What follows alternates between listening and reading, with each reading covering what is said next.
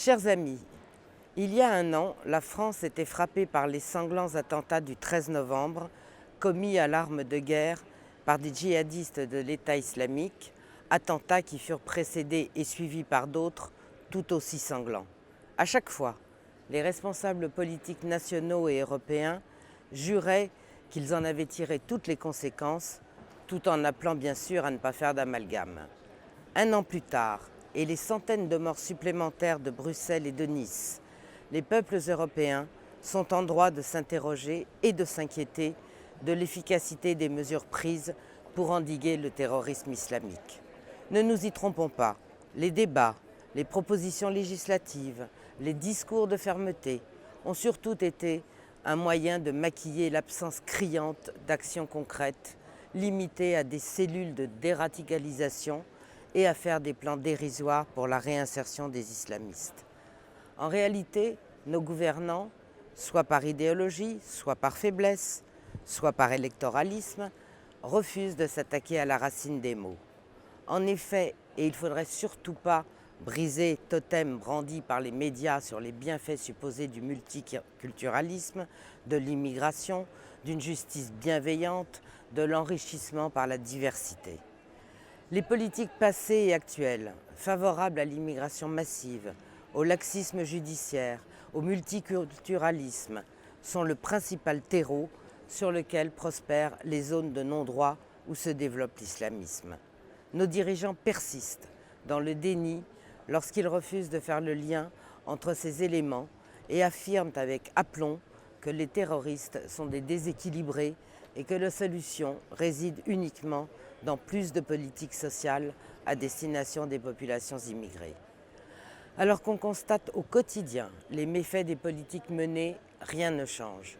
Les flux migratoires ne faiblissent pas. Entre janvier et juin, il y a eu dans l'Union européenne 592 800 nouveaux demandeurs d'asile selon Eurostat. Le laxisme est plus que jamais une réalité, que ce soit dans l'institution judiciaire ou dans les hautes sphères du ministère de l'Intérieur. Ainsi, en France, les expulsions ont chuté de 20% au premier semestre 2016. À Saint-Étienne, dans la région Rhône-Alpes, une enquête vient de révéler qu'une grande majorité des demandes de domiciliation étaient frauduleuses et provenaient de clandestins faisant l'objet théorique d'une obligation de quitter le territoire français. D'ailleurs, l'un d'entre eux se vantait auprès des services de la mairie de toucher le RSA alors qu'il a fait l'objet à 5 reprises d'une obligation de quitter le territoire. Au final, sur 1900 demandes examinées, seules 370 étaient sincères. Mais qu'à cela ne tienne, les peuples européens sont sommés d'accepter les immigrés clandestins, pudiquement appelés migrants, quand bien même ils refusent d'observer les us et les coutumes des populations hôtes. Les relocalisations décidées par le gouvernement Valls persistent et ne faiblissent pas. Ce que l'Union européenne n'a pas réussi à mettre en place en raison de la résistance des pays d'Europe centrale, telle la Hongrie à la politique des quotas, la France le fait sur son propre territoire. Le démantèlement de la jungle de Calais, loin d'aboutir à l'expulsion des clandestins, a été un prétexte du gouvernement pour les disséminer sur le territoire jusque dans nos campagnes sans demander l'avis des habitants concernés. Annemasse, Saint-Gaudens, Arès, Talence, Blois, Saint-Brévin, Châteaudun, Chinon, Barcelonnette, Croisy, Chaumont, autant de villes et de villages, pour ne citer que ceux-là, qui sont concernés par ces relocalisations.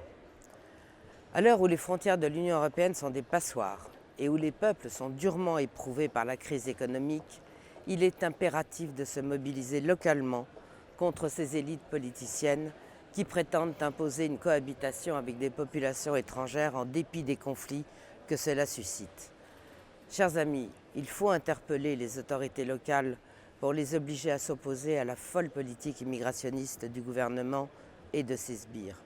C'est dans cette optique que j'ai déposé lors du dernier conseil métropolitain de Nice-Côte d'Azur une motion, la métropole sans migrants, qui n'a pas pu être débattue, faute de quorum, Christian Estrosi ayant laissé les élus de sa majorité quitter les débats. Qu'il s'agisse là d'une manœuvre tactique ou bien simplement du désintérêt des élus estrosistes pour le débat public, Cela en dit long sur la manière dont ceux-ci considèrent la démocratie, la sécurité et le bien-être de leurs concitoyens. Nous la redéposerons bien sûr pour les mettre encore plus clairement face à leurs responsabilités. Mes chers amis, il faut enfin en finir avec les belles paroles, les fausses promesses et les espoirs déçus.